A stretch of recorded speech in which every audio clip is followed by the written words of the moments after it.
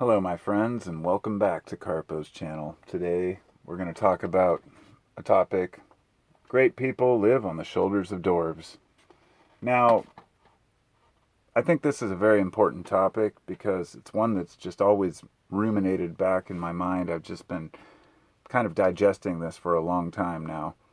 I talked about it briefly a couple years back, but I really haven't touched on this topic yet, which is surprising considering how many topics I've covered. But on the shoulders of giants is a very well-known term, whether it's among inventors, philosophers, thinkers, mathematicians.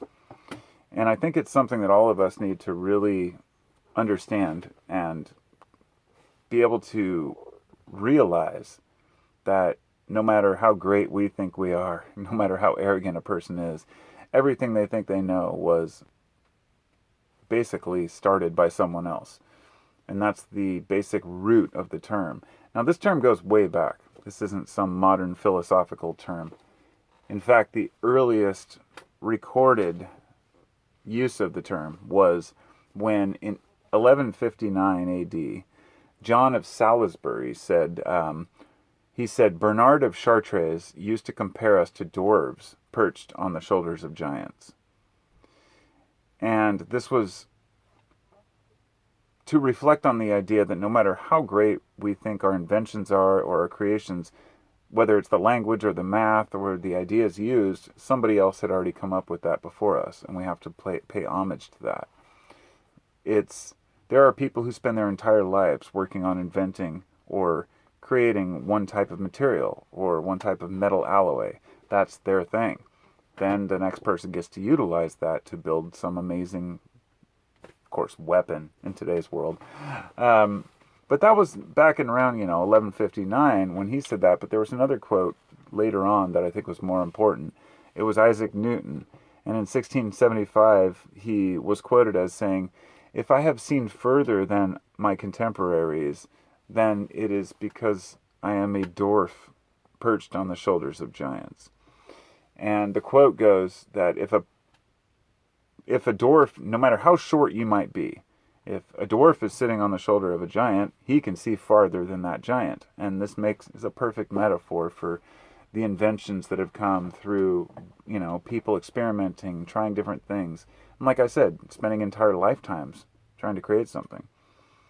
So when a company comes along and they say, use the existing materials to invent some new contraption, whatever it might be, and people line up to buy that contraption, I don't think there's enough respect paid to the people who came beforehand. It's this money grab of, well, we invented this and we created this. And yeah, you did. But I just think about our ancestors who worked their asses off, in factories or as inventors, or unrecognized philosophers who had these ideas that were eventually shared with other people.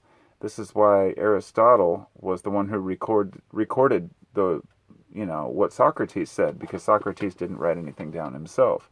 There have been many people like this, folks who basically take somebody else's ideas, philosophies, or inventions and uses that to, I guess, create their own. That's what we all do. Everything I build when I go to work, all the materials, all the methods of cutting wood, all the tools I use, they're all tools that other people invented and worked with through years and years, centuries, millennia.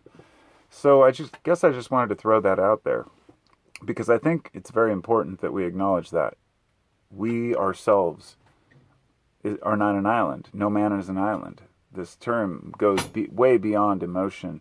It has to do with everything we do in our lives. We have to attribute it to other humans who have brought us this far.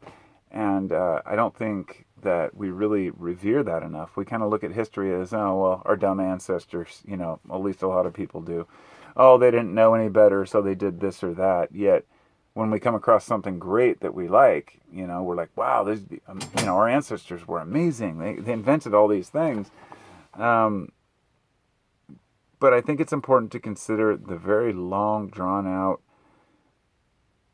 changes that have happened in society and in the world, that the reason why things are the way they are is not always because somebody's trying to oppress others, even though that's quite often true.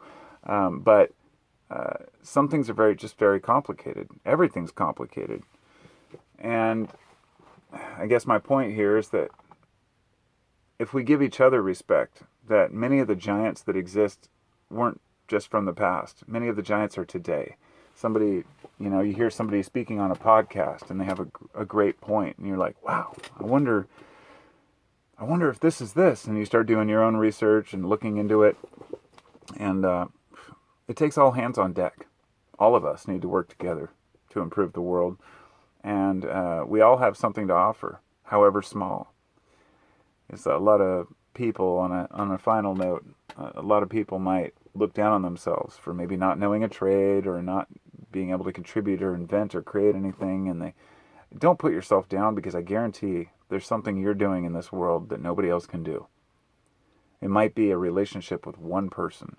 It might be helping out a kid that has nobody else in their life. It might be, something that you haven't even imagined yet, that in 30 years from now you're going to invent some amazing idea. Or it could, as I said, something as simple as a conversation with somebody else.